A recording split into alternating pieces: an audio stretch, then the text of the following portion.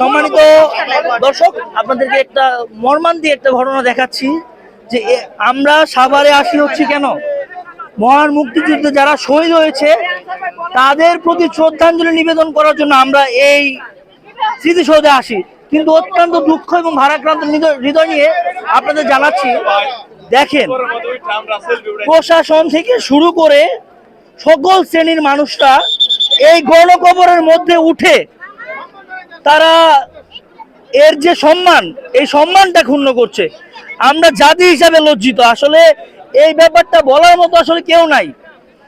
এখানে যারা প্রশাসন রয়েছে, যারা রয়েছে তারা আসলে কেউ যে বলবে যে এটা আসলে গণকবর, আজকে যারা মহান মুক্তিযুদ্ধে শহীদ হয়েছে, বেনামি যারা শহীদ আছে তাদের এই শহীদদের স্মৃতি স্মরণে আসলে এই কবরগুলো দেওয়া হয়েছিল। বেনামা যারা শহীদ ছিল, অজ্ঞাতনামা যারা শহীদ ছিল, তাদের স্মৃতি রক্ষার্থে কিন্তু আজকের এই শহীদ স্মৃতিসৌধ। কিন্তু আসলে আমরা কতটা অমানবিক, কতটা অসচেতন, যা বলে ভাষায় প্রকাশ করা যাবে না। আসলে দেখার মতো আসলে কেউ নাই। এখানে অনেক অনেক গণ্যমান্য ব্যক্তি আছে, প্রশাসনের লোক আছে, কিন্তু তাদের সম্মুখে দাঁড়িয়ে এই ধরনের অবমাননা হচ্ছে। আসলে দেখার কেউ নেই।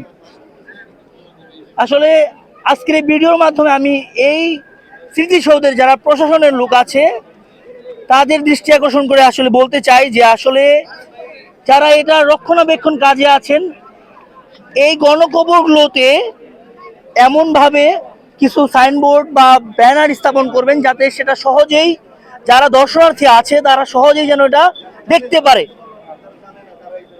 এবং আর কখনোই যেন এই ধরনের এই গণকবরে যারা চিরনিদ্রায় শায়িত আছেন তাদের জন্য আমরা কখনোই আর এরকম অসম্মানিত করি না।